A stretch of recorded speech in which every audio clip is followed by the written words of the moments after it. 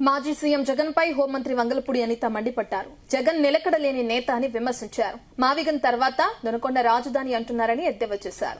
ఏపీకి అమరావతి ఏకైక రాజధాని అనే క్లారిటీ ప్రజల్లో ఉందని పేర్కొన్నారు. కూటమి ప్రభుత్వం అభివృద్ది విషయంలో ఎక్కడా రాజీ పడకుండా చిత్తశుద్దితో పనిచేస్తోందని హోంమంత్రి వంగలపూడి అనిత స్పష్టం చేశారు. తూర్పుగోదావరి జిల్లా ఆలపర్తి నియోజకవర్గంలో అభివృద్ది కార్యక్రమాల్లో ఎమ్మెల్యే నల్లమిల్లి రామకృష్ణారెడ్డితో కలిసి పాల్గొన్నారు.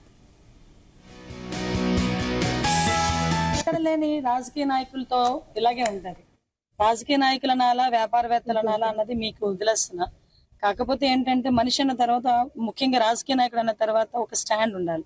మాట తప్పము మడమ తిప్పము అంటారు. 2014లో అమరావతి మా రాజధాని 30,000 ఎకరాలు కాదు 33,000 ఎకరాలు కావాలి, రాష్ట్రంలో మిడ్ లో ఉండాలి అని చెప్పింది అదే వ్యక్తి, అదే జగన్మోహన్ రెడ్డి.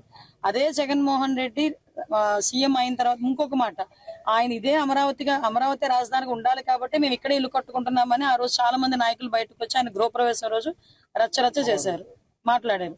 అయిపోయింది, అధికారం వచ్చింది. సీఎం కుర్చీలో కూర్చొని ఏమన్నాడు, నేను అంటూ ఉంటాను ఇప్పుడు ఏదో ఆత్మ మాట్లాడితే, మరుసటి రోజు మార్నింగ్ లేచి ఏమన్నారు, 3 రాజధానులు అన్నారు. 3 రాజధానుల మీదైనా స్టాండ్ అయి ఉన్నారా లేదా అంటే, ఈ రోజు మావిగన్ అని చెప్పి 3 ప్రాంతాలకు పరిమితం అయిపోయింది. అప్పుడు కర్నూలు పోయే, గుంటూరు పోయే, ఇది పోయే, విశాఖపట్నం పోయే, ఈ రోజు మావిగన్ అన్నారు. ఆ మావిగన్ కాస్త ఒక రోజు తర్వాత అయ్యేసరికి విజయవాడ అయిపోయింది. ఈ రోజు రెండో రోజు అయ్యేసరికి దొనకొండ అవుతుంది.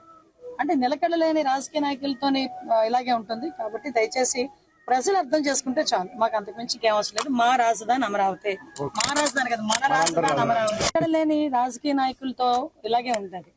రాజకీయ నాయకులనాలా వ్యాపారవేత్తలనాలా అన్నది మీకు వదిలేస్తున్నా. కాకపోతే ఏంటంటే మనిషి అన్న తర్వాత, ముఖ్యంగా రాజకీయ నాయకుడు అన్న తర్వాత